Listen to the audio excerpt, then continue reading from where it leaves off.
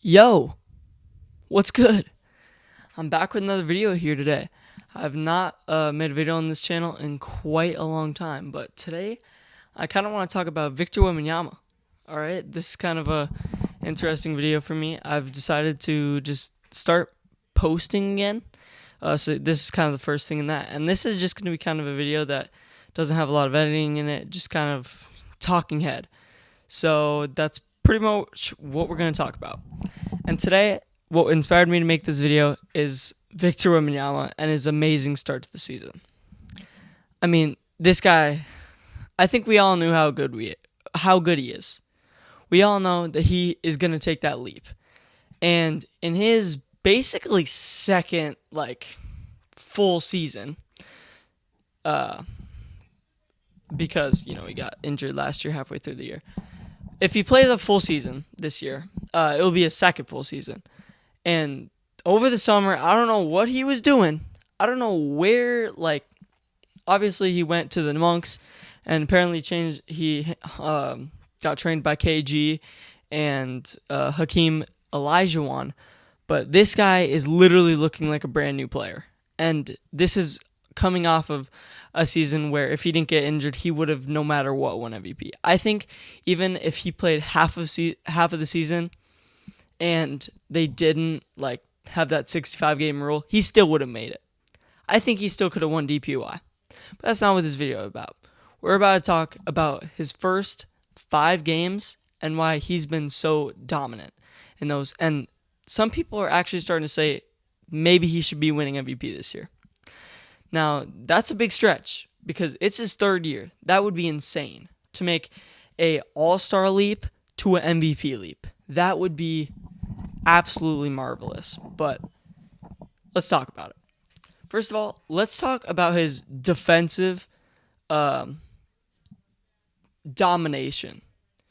This guy has basically mastered the art of defense in 3 years. And I honestly think if he goes throughout his career in a healthy-ish playing 10 years or more, he can win DPOI as long as he's eligible for it. Even his rookie year, the only reason Rudy Gobert won, and this coming from a Timberwolves fan, is because of the team's success. And I think that as long as Wemby is on a team where he can stay healthy and win moderately, he can win DPOI for literally the next 10 years. And that's not even crazy to say. He is averaging right now. Now, obviously, this probably isn't going to last, but he's averaging 4.8 blocks in his first 5 games. That is insane. Insane. He's leading the leagues in blocks very far. And also, he is averaging more blocks than I think it was 20-something teams the other day. And I don't have to tell you how insane that is. That's absolutely crazy. But this guy knows how to play defense. His wingspan, his height, just all of it adds up to just being an amazing defender. And we've known this. We've known this about Wemby, about how good he is. But what we haven't seen yet is him just being able to guard any position and his just lack of even being able to see the guy and still blocking it. One of the announcers the other day was talking about this reverse block that he had where he wasn't even looking. He had his entire back turned. You could see his number on the back of a jersey. And he still blocked the shot from the guy who was behind him. It was insane. You can't even make this stuff up. This guy is 7'5" and turning around blocking people without even seeing it. It's insane. But I don't need to tell you about his defense. We all know he's been a defensive monster ever since he's played the game of basketball. That's nothing new. But what's really came along this year and what helped last year is him figuring out how he can score the basketball in a way that can not only allow his team to win, but allow him to become a scorer and an efficient scorer at that. Last year, a lot of people said that he shouldn't be taking this many threes. They were all critiquing his game and this and that. This year, he's stopped taking so many threes, which I think is great for his game. I think he should, being 7'5", should attack the basket, focus on dunks, focus on layups, and focus on get out of here, getting inside buckets. And he's done that. He's averaging 30 points a game right now. Now, I don't know if he can keep that up throughout the entire season. I'm currently recording this in the Spurs game, or the Suns game right now, and it's halftime, and I don't know I think he scored once. But even if he has a bad game tonight, I still don't think anyone should be worried, because this guy has the potential to be a top 5 player and maybe a top 3 by the end of the season, but we'll see. His scoring potential literally limitless. I mean, you've seen the guy.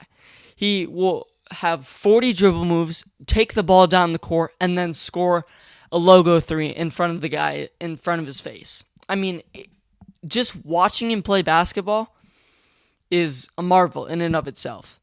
It's hard to even explain to someone who's never watched him play, but it's almost like saying, like, nothing you've ever seen before, and then think of that like times 2. It is not even fathomable, the amount of stuff that he's doing. And last season, that lack of threes, I think, kind of taught him that, like, he should be learning how to get to the basket. He should be able to, like, work on that other parts of his game and still be able to, take leaps in all aspects of his game. But I think this is really the coming out party for Victor Wembanyama. This guy is in his 3rd year, and he's about to shock a lot of people. And if you haven't hyped on the Wemby train yet, you might be too late, because this he's great. And he might be looking for an all-time great conversation in a few years here. So I think the major question is, do we think he can win MVP? Now, obviously, when you start the season, you're thinking about a lot of things. You're wondering how different teams are going to adjust to different things. Roster's been adjusted. And I don't think that Wemby will win MVP this season. I think, me personally, I think Luka's going to win it, but that's a topic for a whole nother video. But right now, I want to focus on Wemby. Honestly, this season, I don't see him winning it. Just because he's only in his 3rd year, and he still needs time to develop. And when I say develop, I mean, like, perfect his game. I don't mean, like, get better, because there's only so much you can do to become a good basketball player. But at the same time, he's only 21. So when this guy's like 27, 28, and he's still healthy, yeah, they might shut down the NBA. But, it's okay, because at least we'll have a 7'5" alien absolutely destroying everyone. But, I mean, if you're a Spurs fan, dude, you have it nice, because you got Dylan Harper. Even there's a question about how Fox is going to get back into the lineup and how he's going to adjust with Wemby and Dylan Harper just taking most of the scoring leaps. But, dude, even if they have to spread out the scoring a little bit, I think everyone will get their touches.